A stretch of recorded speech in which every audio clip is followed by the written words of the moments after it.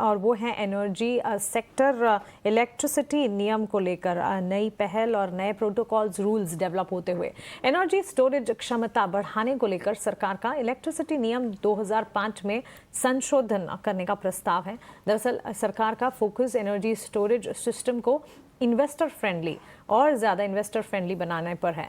पूरी खबर जानते हैं हमारे सहयोगी, हमारे संवाददाता प्रकाश प्रियदर्शी हमारे साथ जुड़ गए हैं। प्रकाश, इलेक्ट्रिसिटी नियम में किस तरह के रूल्स प्रोटोकॉल्स में बदलाव की खबर है, क्या संशोधन इस वक्त निकल कर आ रहे हैं?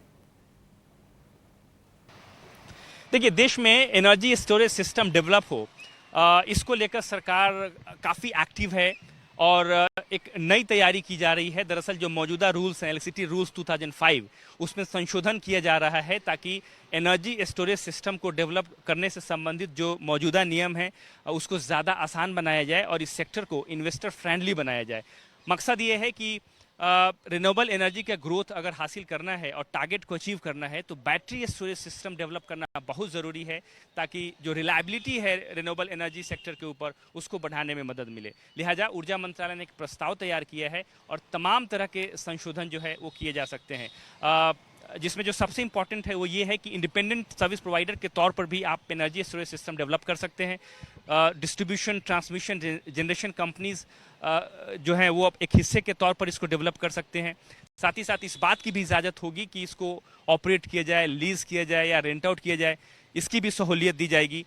इंडिपेंडेंट सर्विस प्रोवाइडर को इस बात की भी इजाज़त मिलेगी कि अगर वो इसको सिर्फ रेंट आउट करना चाहे, पूरे एनर्जी स्टोरेज सिस्टम को रेंट आउट करना चाहे या उसके कुछ हिस्से को रेंट आउट करना चाहे, इस बात की भी इजाज़त मिलेगी। तो ये तमाम तरह के संशोधन का प्रस्ताव दिया गया है। इस पर ऊर्जा मंत्रालय ने कमेंट्स मंगाए हैं एजेंसी से, इंडस्ट्री बॉडी से, एक्सचेंजेस से, डिस्कॉम से, प्राइवेट कंपनी से, पीएसयू से, सबसे कमेंट्स मांगे हैं और उसके बाद इसको अंतिम रूप दिया जाएगा। काफ़ी सिग्निफिकेंट डेवलपमेंट है रिन्यूएबल एनर्जी के ग्रोथ के पॉइंट ऑफ व्यू से देखें, क्योंकि सरकार की कोशिश ये है और एक टारगेट भी है कि 2032 तक यानी फाइनेंशियल ईयर 2032 तक एनर्जी स्टोरेज सिस्टम का जो टारगेट है वो करीब करीब 60 गीगावाट के आसपास रखा गया है और करीब 5 लाख करोड़ रुपए के इन्वेस्टमेंट की उम्मीद है।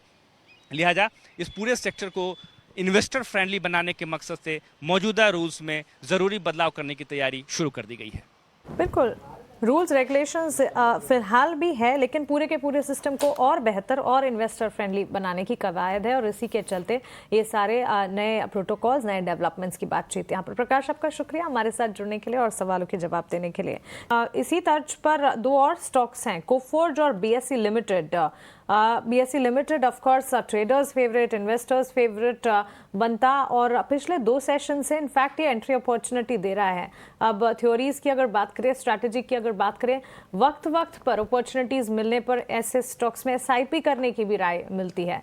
2703 के लेवल्स पर आज के सत्र में भी करीब 1.5% की गिरावट बीएसई लिमिटेड में, और कोफोर्ज के चार्ट्स में आज गिरावट नहीं है लेकिन एंट्री अपॉर्चुनिटी देने की कोशिश जरूर है। पिछले 5 सेशंस में कोफोर्ज की चाल अगर देखेंगे 1794 के इर्द गिर्द ही स्टॉक ट्रेड करता हुआ। इन दोनों स्टॉक्स पर आपकी राय क्या होगी?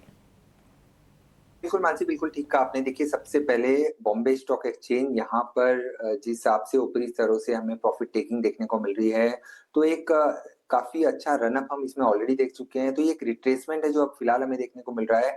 तो ये जो प्रॉफिट टेकिंग रिट्रेसमेंट के चलते हमें देखने को मिल रही है, थोड़ी और एक्सटेंड हो सकती है।